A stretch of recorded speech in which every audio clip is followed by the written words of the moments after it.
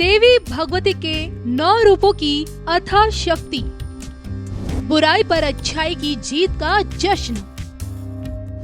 नवदुर्गा के 9 रूप और मानव जीवन का आईना। नवरात्रि का आध्यात्मिक रहस्य, इंद्रियों का संयम और आध्यात्मिक शक्ति का संचय। हिंदू स्कॉलर जया भारती से जानिए नवरात्रि का आध्यात्मिक महत्व। देखिए सिर्फ धर्म ज्ञान पर। नमस्कार, धर्म ज्ञान के दर्शकों का स्वागत है। कविता राणा और आज हमारे साथ मौजूद हैं हिंदू स्कॉलर जया भारती जी। मैम, सबसे पहले तो आपका धर्म ज्ञान में स्वागत है। Thank you so much.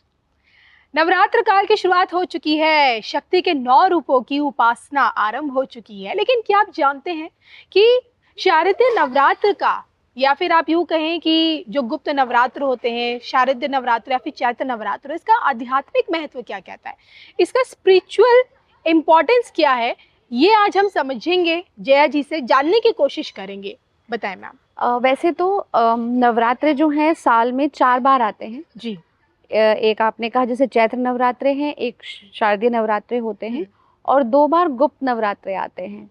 तो जो ये चैत्र और शारदीय नवरात्रे होते हैं, ये 9 जो माँ भगवती के जो 9 माँ दुर्गा के रूप हैं जी, इनकी उपासना होती है। और जो गुप्त नवरात्रे होते हैं तो कहा जाता है कि देवी की 10 महाविद्याएं हैं और इन महाविद्याओं की सिद्धि और इनको अपने अंदर अवेकन करने के लिए गुप्त नवरात्रे किए जाते हैं।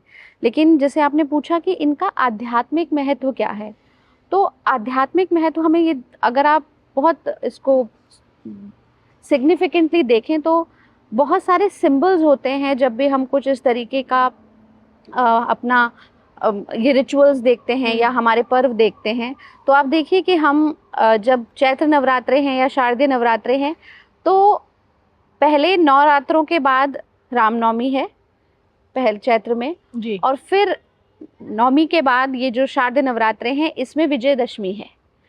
तो एक जगह भगवान राम जो हैं वो जन्म ले रहे हैं और एक जगह जो है वो रावण का अंत कर रहे हैं। और यहाँ ये भी आता है कि जो देवी भगवती हैं उन्होंने महिषासुर का जो वध है वो भी इसी शारदीय नवरात्रे में दशमी के दिन किया था। जी। तो अगर हम अपनी संरचना देखें तो हमारी जो शरीर है, ये हम सिर्फ शरीर नहीं है, हमारा जो अस्तित्व है, हमारा जो एग्जिस्टेंस है, it's a combination of many things. We have a physical body, we have a causal body, we have a astral body and energy and soul. तो हमारी जो ये causal, ये जो हमारी physical body है, इसमें बहुत सारे ऐसे द्वार हैं, बहुत सारे ऐसे senses हैं जिनसे जो ऊर्जाएं हैं वो बाहर जा रही हैं। आँखें हैं वो हमें बाहर से मटेरियल वर्ल्ड से कनेक्ट करती हैं। हम अपने मुख से जो बोलते हैं, बातचीत करते हैं, वो मटेरियल वर्ल्ड से कनेक्ट कर रहे हैं। जो सेंस ऑफ टच है, सेंस ऑफ फीलिंग है, अब देखिए कि जो 9 द्वार हैं शरीर में वो हमें हमेशा बाहर से कनेक्ट करते हैं। तो इन्हें रात्रि कहा जाता है क्योंकि इससे सिर्फ एनर्जी जो है बाहर जा रही है।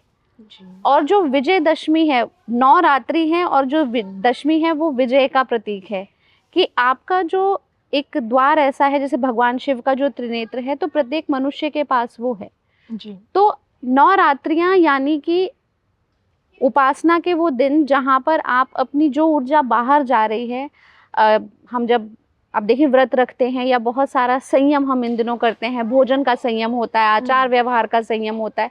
क्यों? क्योंकि हम वो सारी जो ऊर्जा बाहर जा रही है उसे नियंत्रित करके हम वापस अंदर लेकर के आ रहे हैं और उसे ऊपर उठा करके हम उस शिव नेत्र तक ले जा रहे हैं, जहाँ सहस्रार पर, जहाँ हमारे ऊंचे स्तर पर भगवान शिव वो जो आदि ब्रह्म हैं, वहाँ पर हमें ले जाना है कि हम इन रात्रियों से विजय की ओर अग्रसर हों।